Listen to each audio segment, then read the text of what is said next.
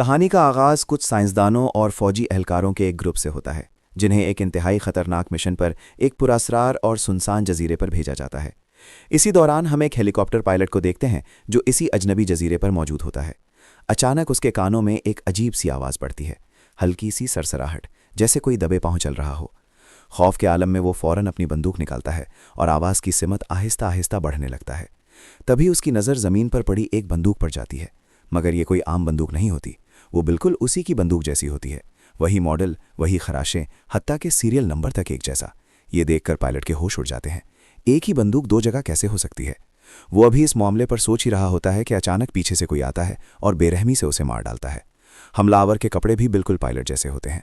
वो लाश के पास पड़ा बैग उठाता है, तेजी से हेलीकॉप्टर की तरफ दौड़ता है और फौरन उड़ान भर लेता है।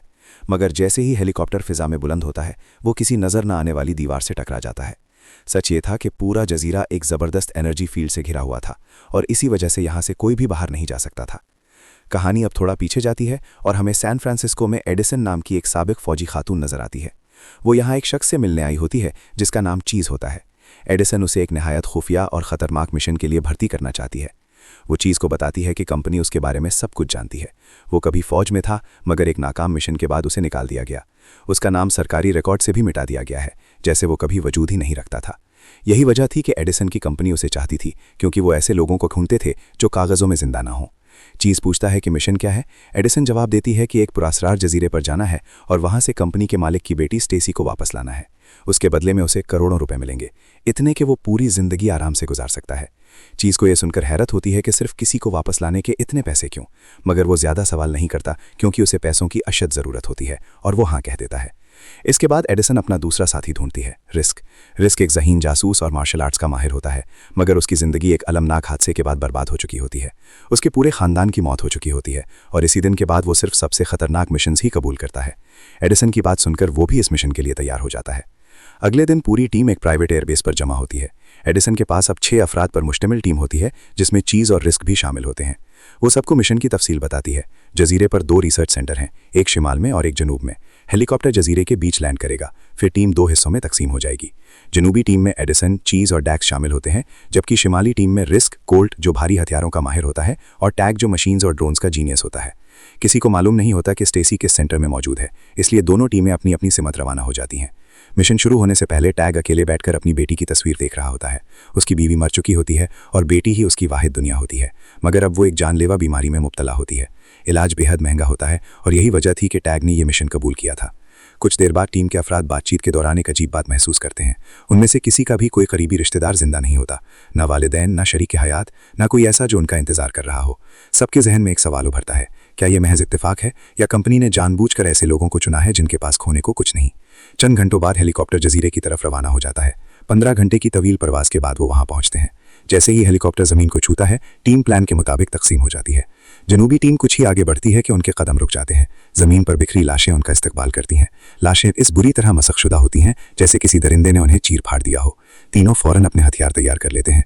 एडिसन रेडियो पर शिमाली टीम से राब्ता करने की कोशिश करती है, मगर कोई जवाब नहीं आता। रेडियो मुकम्मल तौर पर बंद होता है। डैक्स फौरन अपनी डायरी निकालता है और नोट्स लेना शुरू कर देता है। जब भी कोई जगह उसे खतरनाक लगती है, वो सब कुछ लिख लेता है। ये जजीरा हर लम्हे मजीद खौफनाक महसूस हो रहा होता है। उधर शिमाली टीम जंगल में आगे बढ़ रही होती है कि रिस्क की नज़र एक रस्सी पर पड़ती है जो दरख्त से बंधी होती है। वो पुरानी होती है, मगर उसकी गिर देखकर रिस्क को अजीब सा एहसास होता है। वो कहता है कि ऐसा लगता है जैसे ये गिरस ने खुद बांधी हो, मगर फौरन इस ख्याल को झटक देता है। कुछ ही देर में शिमाली टीम का रेडियो भी बंद हो जाता है। अब दोनों टीमें एक दूसरे से कट चुकी होती हैं। जनूबी हिस्से में एडिसन की टीम को मजीद लाशें मिलती रहती हैं। थोड़ा आगे जाकर उन्हें एक खाली कैंप मिलता है। एडिसन वहां सिग्नल बूस्टर लगाती है, मगर फिर भी कोई राब्ता कायम नहीं होता। इसी दौरान डैक्स एक लाश की कलाई से घड़ी उतारता है और ये देखकर उसका चेहरा फक हो जाता है। वो घड़ी बिल्कुल वैसी ही होती है जैसी उसने खुद पहन रखी होती है। वही ब्रांड, वही डिज़ाइन, वही निशानात। चीज़ उसे समझाने की कोशिश करता है कि शायद ये महज इत्तेफाक हो, क्योंकि लाश इतनी ख़राब होती है कि पहचान मुमकिन नहीं होती। कहानी दोबारा पायलट की तरफ लौटती है, जहां ये इंकशाफ होता है कि उस पर हमला करने वाला कोई आम इंसान नहीं, बल्कि एक बदला हुआ म्यूटेंट वजूद था, जिसे जजीरे की किसी नामालूम ताकत ने दरिंदे में तब्दील कर दिया था। हेलीकॉप्टर के तबाह होने से यह साबित हो जाता है कि इस जजीरे से फरार नामुमकिन है। उधर कैंप के करीब अचानक एक आवाज़ आती है और सब चौंक जाते हैं। उनके सामने एक जिंदा आदमी खड़ा होता है जो अपना नाम डॉक्टर यंग बताता है। वो दावा करता है कि वो इसी सुबह अपनी रिसर्च टीम के साथ आया था, मगर पहुंचते ही सब कुछ तबाहशुदा मिला और उसकी टीम को किसी नामालूम चीज़ ने मार डाला। जब टीम स्टेसी के बारे में पूछती है तो डॉक्टर यंग का चेहरा बदल जाता है। वो उन्हें जंगल के अंदर एक इमारत तक ले जाता है जहां जमीन पर एक लाश पड़ी होती है। वही स्टेसी, बुरी तरह मशकशुदा। सब साकित रह जाते हैं। जिसे बचाने वो आए थे वो पहले ही मर चुकी होती है। रात हो चुकी होती है। वो फैसला करते हैं कि स्टेसी की लाश को साथ ले जाएंगे ताकि सबूत मौजूद रहे। इसी दौरान एक और अजीब इंकशाफ होता है। डॉक्टर यंग के पास भी बिल्कुल वैसी ही डायरी होती है जैसी डेक्स की। जब वो डायरी खोलते हैं तो उसमें आने वाले दिन के वाकयात दर्ज होते हैं, ऐसे वाकयात जो अभी हुए भी नहीं। सबसे खौफनाक बात यह होती है कि अगली सुबह स्टेसी जिंदा खड़ी होती है, सांस लेती, बात करती हुई। उसके जिस्म पर मौत का कोई निशान नहीं होता। उधर शिमाली टीम भी आखिरकार राब्ता कायम कर लेती है और दोनों तरफ के इंकशाफात सुनकर सब समझ जाते हैं कि ये जजीरा वक्त, हकीकत और इंसानियत के उसूलों से बिल्कुल बाहर है। ये जगह हर लम्हे मजीद पुरअसरार और खौफनाक बनती जा रही थी। स्टेसी धीमी आवाज में बताती है कि वो असल में जिंदा नहीं थी। वो कहती है कि उसे सब कुछ साफ याद है।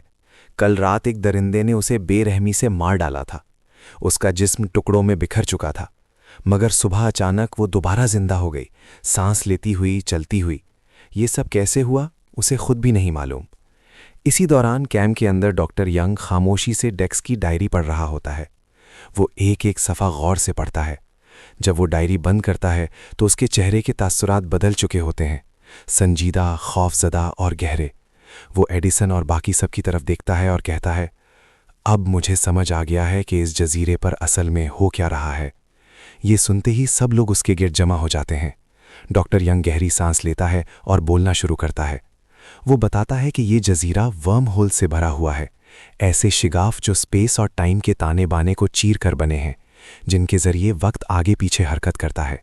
इसीलिए यहाँ वक्त आम दुनिया की तरह नहीं चलता। वो मजीद बताता है कि यहाँ वक्त सीधा सिर्फ 72 घंटे यानी 3 दिन तक चलता है। उसके बाद सब कुछ दोबारा शुरू हो जाता है। वो सब दरअसल एक टाइम लूप में फंस चुके थे। ये सुनकर सबके चेहरों पर हवाइयाँ उड़ जाती हैं। डॉक्टर यंग वजाहत करता है कि हर बार जब ये लूप रीसेट होता है तो पिछले चक्कर की कुछ चीज़ें अगले चक्कर में रह जाती हैं। इसीलिए उन्हें एक इजाफी घड़ी, डेक्स की डायरी और वो रस्सी मिली जिसे देखकर रिस्क को लगा था कि उसने खुद बांधी थी। ये सब उन्हीं के पिछले रूप छोड़कर गए थे। अब सबको खौफनाक हकीकत समझ आ चुकी थी। वो इस जजीरे पर पहली बार नहीं आए थे। वो यहाँ बार बार आते रहे थे, हर 3 दिन बाद, ये सोचकर कि ये उनका पहला मिशन है, जबकि हकीकत इसके बिल्कुल बरक्स थी। चीज़ घबराई हुई आवाज़ में पूछता है, तो हमारे बाकी रूप कहाँ हैं? डॉक्टर यंग नज़रें चुका लेता है और धीरे से कहता है, उनमें से ज़्यादातर मर चुके हैं। मैंने उनकी लाशें देखी हैं, पूरे जजीरे पर बिखरी हुई। उनके चेहरे इस तरह बिगाड़ दिए गए थे कि कोई पहचान न सके, मगर वो तुम ही थे। ये सुनकर पूरा कैंप खामोश हो जाता है। फिर डॉक्टर यंग एक और खौफनाक सच बताता है। सब लोग मरे नहीं थे, कुछ इस जजीरे की ताकत से बदल गए थे। डायरी के मुताबिक जो भी इंसान 3 दिन से ज़्यादा इस जजीरे पर रहता है वो आहिस्ता आहिस्ता अपना जहन, अपनी इंसानियत खो देता है। इसका मतलब साफ था, जिन दरिंदों से वो लड़ रहे थे वो कोई और नहीं थे, वो खुद थे, उनके अपने पिछले रूप। डेक्स कांपती आवाज़ में कहता है, तो ये पूरा जजीरा ही एक ना ख़त्म होने वाला चक्कर है और अब हम भी इसमें फंस चुके हैं। इसी लम्हे झाड़ियों से गर्राहट और भारी कदमों की आवाज़ें सुनाई देती हैं। जंगल से दरिंदों का एक होल निकलता है और कैन को घेर लेता है। इधर शिवाली हिस्से में रिस्क और टैग रेडियो पर डॉक्टर यंग की बात सुन ही रहे होते हैं कि उन पर भी दरिंदे टूट पड़ते हैं। डेक्स की डायरी में लिखी पेशगोइयाँ सच साबित हो रही थीं। अपने ही बिगड़े हुए रूप से लड़ना उनके लिए नाकाबिले यकीन हद तक खौफनाक था, मगर उनके पास और कोई रास्ता नहीं था। उन्होंने लड़ाई शुरू कर दी। इधर एडिसन की टीम पर भी हमला हो जाता है। चीज़ एक लम्हे के लिए रुक जाता है। वो अपने जैसे दिखने वाले इंसान पर गोली नहीं चला पाता। तब एडिसन चीखकर कहती है, वो तुम नहीं है, अगर जीना है तो फायर करो। आखिरकार वो दरिंदों के सरों पर निशाना लगाकर उन्हें गिरा देते हैं। रिस्क और टैग अभी तक जिंदा होते हैं, मगर उनकी ज़्यादातर गोलियां ख़त्म हो चुकी होती हैं। उन्हें अंदाज़ा हो जाता है कि ये तो बस शुरुआत है। कैंप में हालात मज़ीद बिगड़ जाते हैं। स्टेसी, जिसे वो जिंदा समझ रहे थे, अचानक बदलने लगती है। उस पर भी तजुर्बात का असर हो चुका होता है। वो अचानक डेक्स पर हमला कर देती है। चीज़ फायर करता है, मगर बहुत देर हो चुकी होती है। डेक्स वहीं मारा जाता है। दिन के इख्तिताम तक वो सिर्फ जिंदा रहने के लिए घंटों लड़ते रहते हैं। आखिरकार रिस्क कंपनी के ऑफशोर बेस से राब्ता कर लेता है। वो बताता है कि हेलीकॉप्टर तबाह हो चुका है और जानबूझकर झूठ बोल देता है कि स्टेसी अभी जिंदा है ताकि कंपनी रेस्क्यू टीम भेज दे। मगर उसे ये नहीं मालूम होता कि कंपनी को सब कुछ पहले से पता था। उन्हें मालूम था कि स्टेसी मर चुकी है। उन्हें मालूम था कि जजीरा 3 दिन के टाइम लूप में फंसा है और उन्होंने टीम को जानबूझकर भेजा था अपने तजुर्बात के लिए। इसीलिए उन्होंने ऐसे लोगों का इंतखाब किया था जिनके पीछे कोई रोने वाला ना हो, ताकि कोई उन्हें ढूंढने भी ना आए। कंपनी के खुफिया बेस पर एक और होलनाक फैसला हो चुका होता है। सिर्फ 12 घंटों में पूरे जजीरे पर बमबारी होने वाली थी ताकि ये खतरनाक तब्दीलियां कभी बाहर की दुनिया तक ना पहुंच सके। अब सिर्फ 5 लोग जिंदा बचे थे और उन्हें हर हाल में निकलना था, जजीरा मिटने से पहले। रिस्क और टैग ये सब रेडियो पर एडिसन, चीज और डॉक्टर यंग को बता देते हैं, मगर मसला ये था कि उनका हेलीकॉप्टर तबाह हो चुका था। जब सब उम्मीद छोड़ने लगते हैं तो रिस्क को अचानक कुछ याद आता है। जजीरे पर आने के बाद से उसे कुछ ऐसी यादें दिखाई दे रही थी जो अभी हुई ही नहीं थी। उसे लगा था ये उसके दिमाग का फरेब है, मगर अब हकीकत वाज़ेह हो जाती है। ये जजीरा वक्त को उल्टा बहने देता है और उन्हीं यादों में उसने जजीरे के किनारे छिपी हुई एक छोटी सी नाव देखी थी, उनके बचने का आखिरी रास्ता। सुबह होते ही दोनों टीमें उस जगह की तरफ बढ़ती हैं।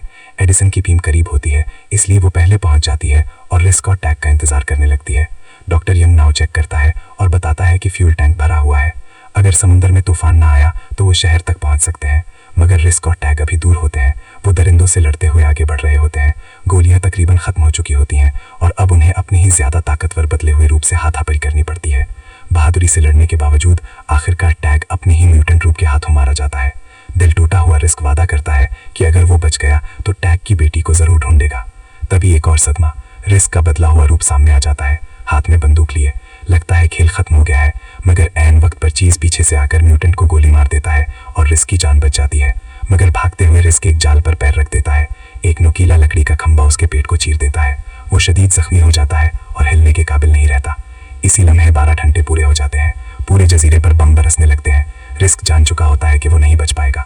वो चीज को देखकर कहता है, भाई खुद को बचा ले। चीज भारी दिल से उसे अपनी बंदूक देता है, अलविदा कहता है और नाव की तरफ दौड़ पड़ता है। यही उसका आखिरी मौका होता है। इधर डॉक्टर यंग बमबारी देखकर एडिसन से कहता है कि अब फौरन निकलना होगा, मगर एडिसन इनकार कर देती है। वो चीज और रिस्क के बगैर नहीं जाएगी। मजबूर होकर डॉक्टर यंग उसे बेहोश कर देता है और अकेला नाव चलाने लगता है। तभी किस्मत बदलती है। चीज किनारे तक पहुंच जाता है और आखिरी ताकत लगाकर नाव की रस्सी पकड़ लेता है। इसी वक्त एडिसन को होश आता है और वो जो देखती है वो भयानक होता है। डॉक्टर यंग बदलना शुरू हो चुका होता है। वो सबसे ज्यादा वक्त जजीरे पर रहा होता है और 3 दिन मुकम्मल होते ही उसकी इंसानियत खत्म होने लगती है। उसकी आंखें चमक रही होती हैं, चेहरा बिगड़ चुका होता है। वो एडिसन पर झपट पड़ता है। अचानक एक आखिरी गोली की आवाज गूंजती है। ये रिस्क होता है। अपनी आखिरी सांसों में चलते हुए जजीरे से वो आखिरी गोली चलाकर एडिसन की जान बचा लेता है और अगले ही लम्हे धमाके में खत्म हो जाता है। अब नाव में सिर्फ चीज और एडिसन रह जाते हैं। आग, धमाकों और तबाही के बीच उन्हें खुद भी नहीं मालूम होता कि वो बच पाएंगे या नहीं। वो इसी रास्ते से गुजरते हैं जहाँ हेलीकॉप्टर तबाह हुआ था, मगर शायद बमबारी से वर्म होल हिल चुके होते हैं और चंद लम्हों के लिए एक महफूज रास्ता खुल जाता है और यूं चीज और एडिसन इस जजीरे से जिंदा निकलने में कामयाब हो जाते हैं।